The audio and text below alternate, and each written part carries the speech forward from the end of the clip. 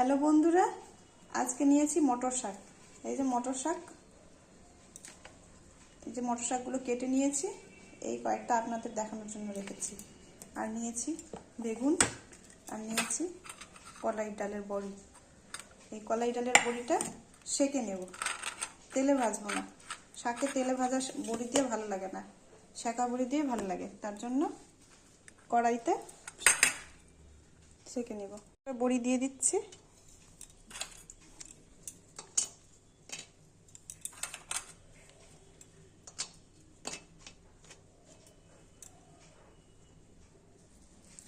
শাকগুলো কেটে নিচ্ছি।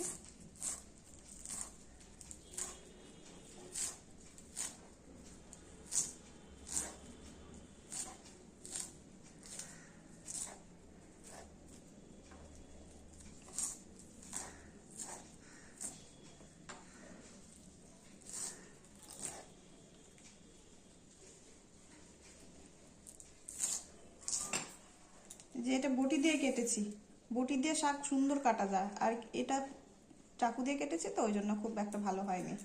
আপনাদের দেখানোর জন্যই রেখেছিলাম।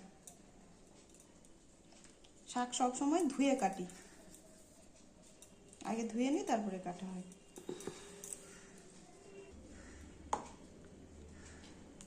লবণ দিয়ে দিলাম, চটকা। এবার শাকটা চটকে নিচ্ছি। শাক চটকে রান্না করলে শাকের যে রংটা, সবুজ রংটা থেকে যায়, আর কড়াইতে রান্না করলে সবুজ রংটা কিছুটা কম নষ্ট হয়ে যায়। চেষ্টা করবেন চটকে রান্না করার।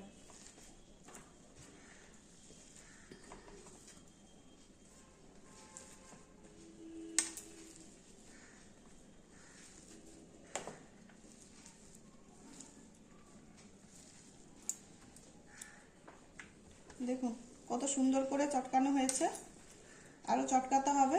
অর্ধেকটা রান্না আমি হাতেই করে নিলাম, কড়াইতে বেশিক্ষণ করতে হবে না। এতে শাকের স্বাদও বজায় থাকে আর রঙও বজায় থাকে।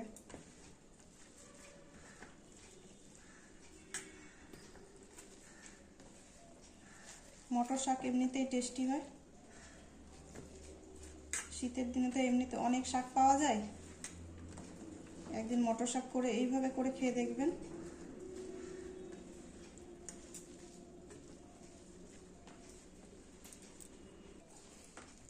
আমার চটকানো হয়ে গেছে, এবার বেগুনটা ভেজে নেব। বড়ি ভাজা হয়ে গেছে, বড়িটা তুলে নিব আর এদিকে বেগুনটা ভাজতে দেব। বড়ি ভাজা হয়ে গেছে, এবার বড়িটা তুলে নেব।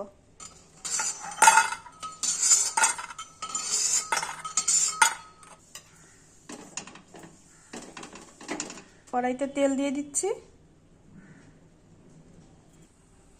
যে কেটে ধুয়ে রাখা বেগুনগুলো এখন ভেজে নেব। দিয়ে দিলাম চিনি, দিয়ে দিলাম হলুদ, দিয়ে দিলাম লবণ, একটা শুকনো লঙ্কা আর সামান্য কালো জিরে। এবার বেগুনটা ছেড়ে দিচ্ছি।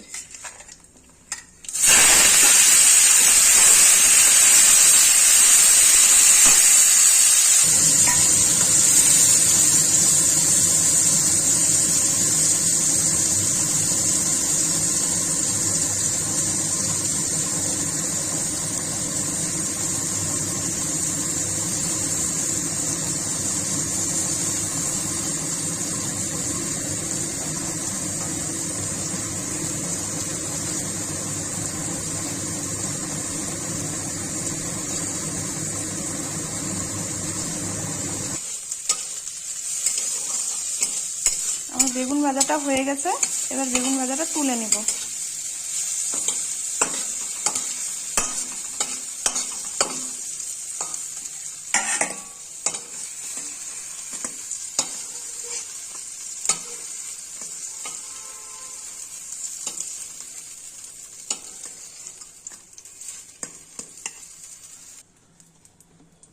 এখন সামান্য তেল দিয়ে দিচ্ছি।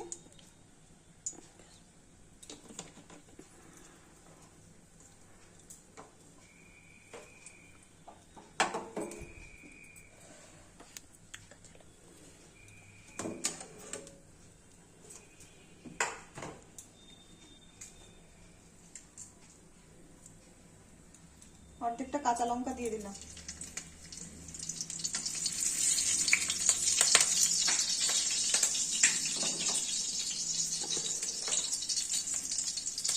এখন চটকানো শাকটা ছেড়ে দিচ্ছি।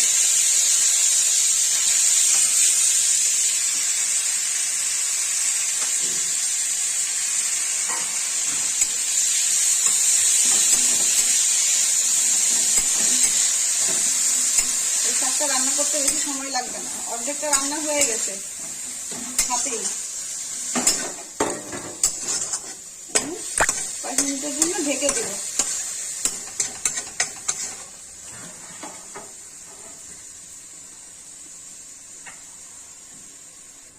সামান্য একটু হলুদ দিয়ে দিলাম,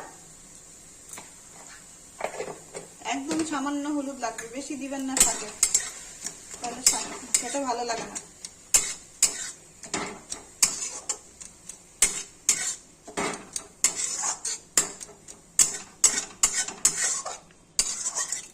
এখন শাকটা ঢেকে দেব।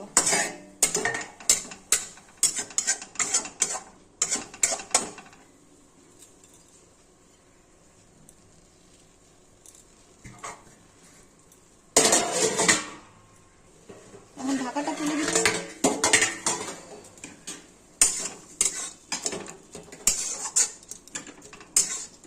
এবার এই যে খোলায় ভাজা বড়িগুলো ভেঙে দিয়েছি, এখন ভাঙা বড়িটা দিয়ে দিলাম। বড়িটাও তো সেদ্ধ হবে না, তার জন্য বড়িটা এখনই দিয়ে দিতে হবে।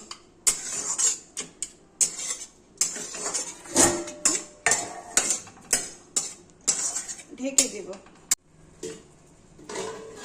ঢাকাটা তুলে দেখাচ্ছি। এই যে শাক আর বড়ি দেওয়া হয়েছে, বড়িটা এখনই জাস্ট দিলাম।